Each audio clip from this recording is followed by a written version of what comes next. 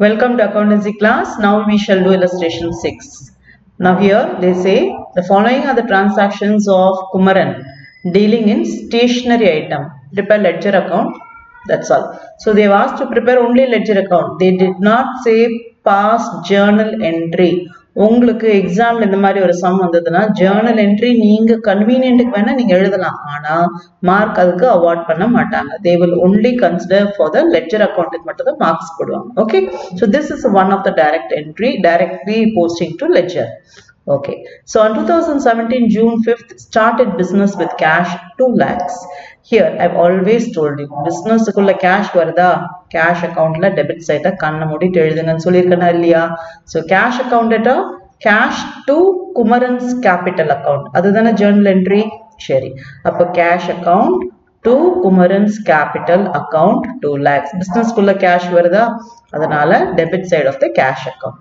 சரி, இம்மிடியேட்டா குமரன்ஸ் கேபிட்டல் அக்கவுண்ட்ல Kumaran's capital account கிரெடிட்ல தானே வரணும். ஸோ குமரன்ஸ் கேபிட்டல் அக்கவுண்ட்ல பை கேஷ் 2 lakhs. எப்பயுமே இந்த கேபிட்டல் அக்கவுண்ட் பாத்தீங்கன்னா இதோட இந்த ஜேர்னல் என்ட்ரி இதோட இந்த லெட்ஜர் போஸ்டிங் முடிஞ்சிடும். Okay, Kumaran's capital account cash account 2 lakhs. Next opened bank account by depositing 80,000. அதாவது புதுசா இப்பதான் ஒரு பேங்க் அக்கவுண்ட் ஓபன் பண்ணிருக்காங்க.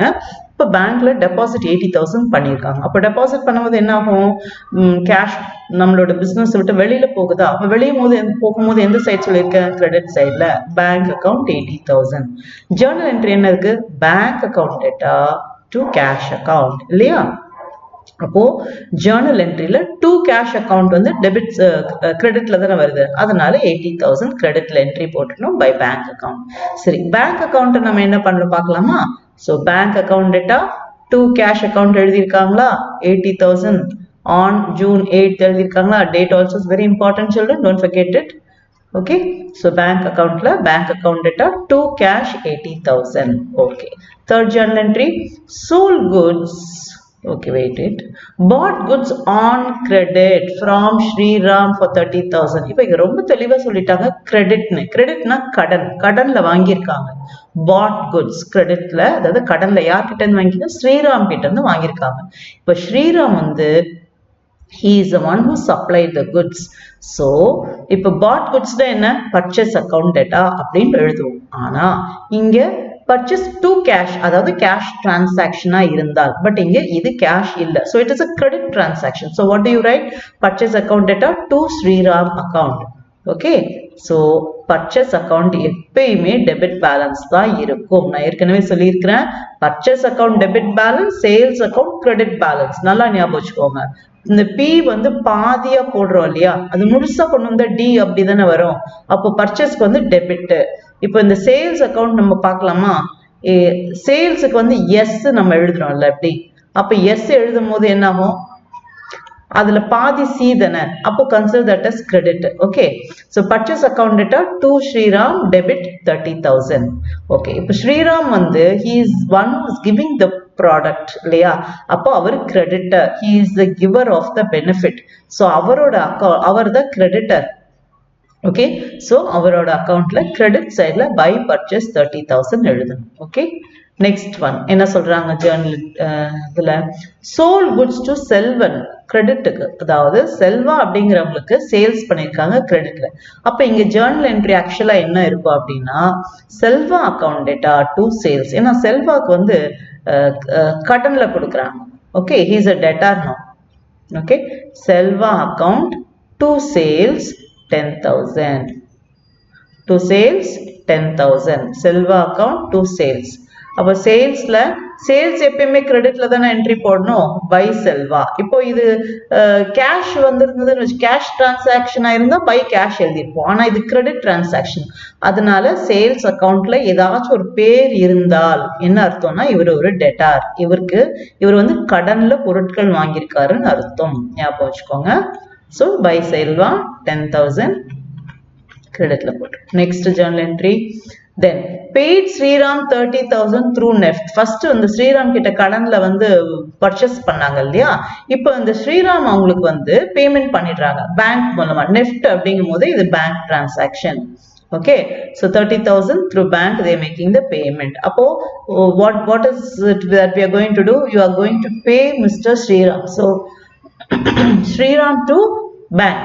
Okay, so Sriram account parunga, Sriram account la to bank account 30,000. Okay children, so Sriram ku payment பண்ணியாச்சு. இப்போ பாருங்க இதுல here the account is closed now. There is no balance, debit balance or credit balance or kadayad. Okay, there is nil balance. So in the side 30,000, in the side 30,000. So the account stands closed. Okay children, so keep in mind. Okay, bank account la first ஒரு deposit போட்டோமா? Okay, அப்போ to cash போட்டோம். இப்போ payment பண்றோமா ஸ்ரீராம்க்கு? அப்போ cash business விட்டு வெளியே போதா? அதே மாதிரி 30,000. Okay, sorry. So 30,000 you make a payment to the cash. Okay, next one, pay received a check from Selva and deposit the same into the bank for 10,000. இப்போ செல்வா கிட்ட இருந்து, செல்வாக்கு நம்ம சேல்ஸ் பண்ணோம் இல்லையா, ஸோ அவர்கிட்ட இருந்து இப்போ ஒரு check வந்திருக்கு.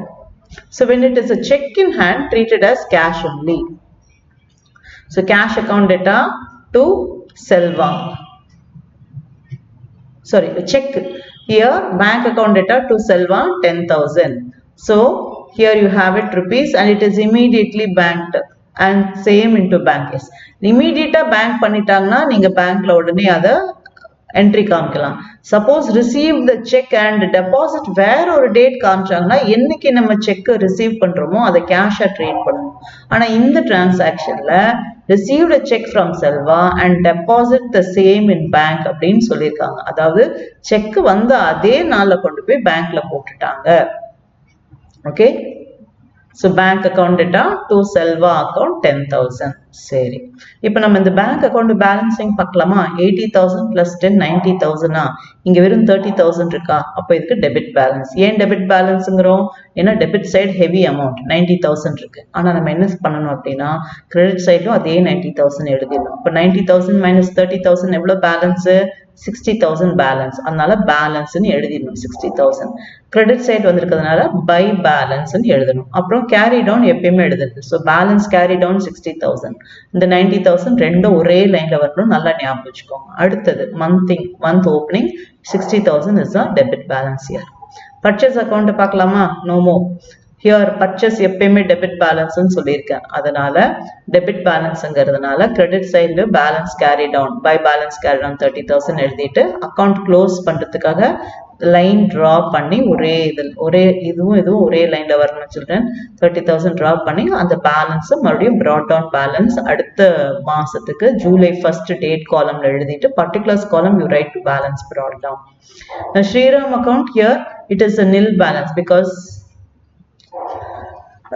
he made the payment. Okay, so it is automatically stand closed here. Now Selva account also they made the payment, so that also stand closed. Now cash account sales account பாத்தீங்கன்னா it is always a credit balance சொல்லியிருக்கேன். இது வந்து first ஒரு credit transaction இருந்தது, இது cash transaction. அது credit transaction என்ன அர்த்தம்? sold on credit, கடன்ல வியாபாரம் பண்ணிருக்காங்க அர்த்தம். So 10 plus 15 is 25,000. This side is heavy, so you write 25,000 this side. ஆனா இந்த side எப்பயுமே sales accountல debitல எந்த என்ட்ரியுமே வராது. Okay, so sales accountல 25,000 நம்ம வந்து எழுதிட்டணும். டு பேலன்ஸ் கேரி டவுன் எழுதிட்டு மறுபடியும் 25,000 அக்கௌண்ட் க்ளோஸ் பண்ணுறதுக்காக மறுபடியும் எழுதிட்டு then this to balance carry down அடுத்த மந்த் ஜூலை 1st எழுதி you should bring down that balance to the credit side. Sales அக்கௌண்ட்டுக்கு என்ன பேலன்ஸ் இருக்கணும்? கிரெடிட் பேலன்ஸ் இருக்கணும். அதனால 25,000 credit balance. Selva account close ஆச்சு, அதனால இந்த அக்கௌண்ட்டுக்கு பேலன்ஸ் இல்லை. ஸ்ரீராம் அக்கௌண்ட்டும் க்ளோஸ் ஆயிடுச்சு, நில் பேலன்ஸ், அதனால பேலன்ஸ் இல்லை.